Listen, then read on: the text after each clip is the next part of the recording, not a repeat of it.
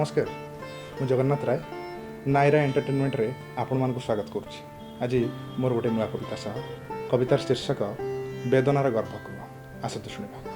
बादल भरा आकाश रे चांदर चित्र अंकन करने को बादल भरा आकाश रे चांदर चित्र अंकन करने को श्रावण कौन के अनुमति दिए ना।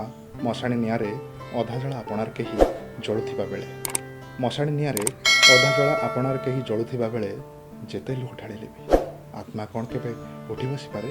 हाँ, आषाढ़र टिके दंभ भांगिले वर्षा काले थमिबार ना निए ना जेबे जाए आश्विनर आगमन न होइछि। आषाढ़र टिके दंभ भांगिले वर्षा काले थमिबार ना निए ना जेबे जाए आश्विनर आगमन न होइछि। तेबे केबे कौन थरे वेदना को पचारिच केबे कौन थरे वेदना को पचारिच ता सह घटुथिबा प्रति मुहूर्त को अनुभव करिच।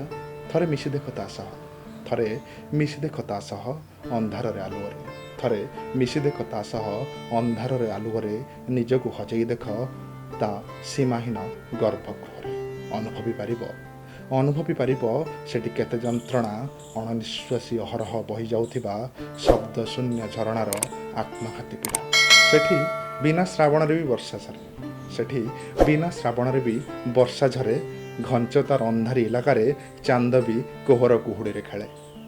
लुहर बन्या लहुर रंग नहीं दरमरा देहर संज्ञा सृष्टि करे। चाहिए भी से केबे बखाणी पारे ना ता गर्भगृहर गुमर कथा चाहिए भी से केबे बखाणी पारे ना ता गर्भगृहर गुमर कथा।